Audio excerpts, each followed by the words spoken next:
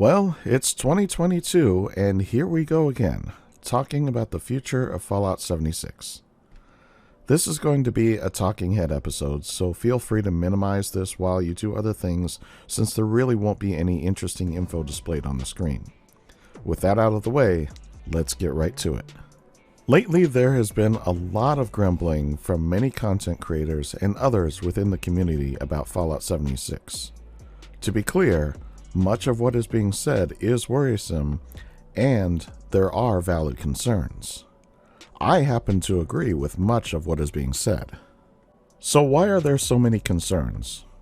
Well, for one, there has been very little in terms of content that has been released since Wastelanders. Sure, we did get the Brotherhood storyline, but that, to me, was lackluster. Whoever wrote that story did not have any military background and certainly did not do any research into the Brotherhood lore. I will be giving my impressions on that storyline in a dedicated series, so stay tuned for that.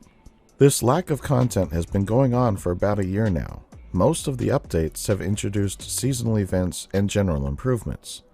While many of the improvements are welcome and are generally well received, it does not add to the core playability of the game.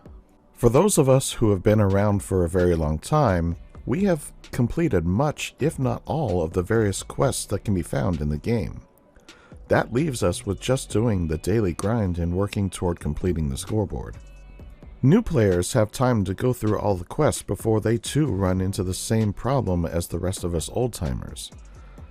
One of the things that Bethesda stated early on was that they were going to stay in constant communication with us with weekly updates with the Inside the Vault series.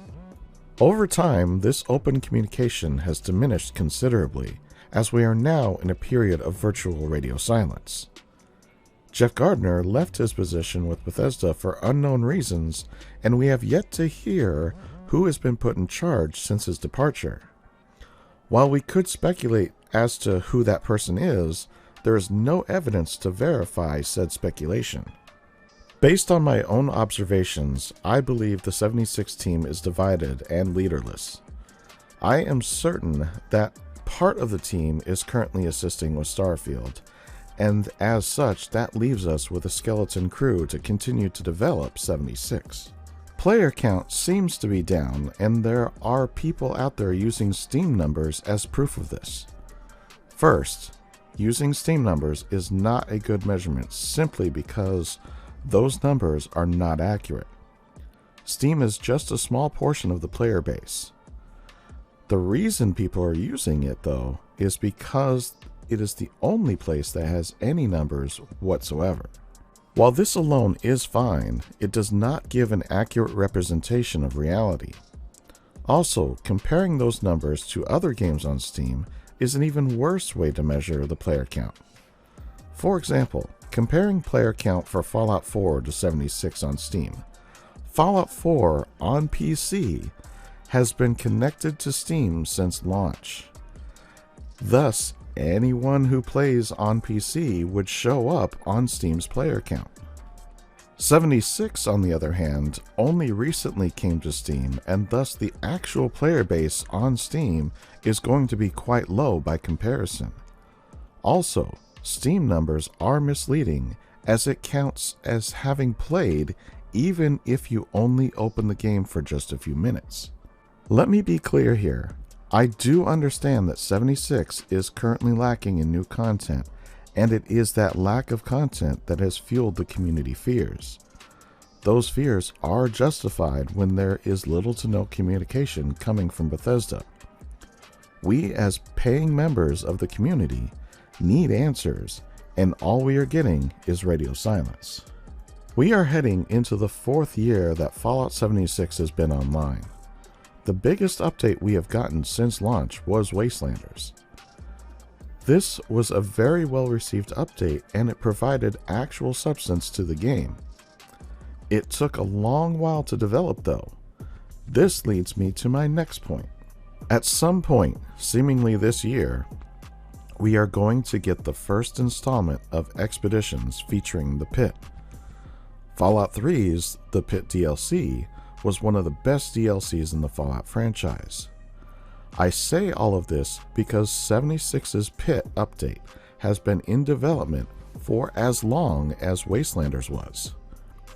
If what we got from Wastelanders is any indication, then the pit that we get in 76 could and should be as great as Wastelanders is and was.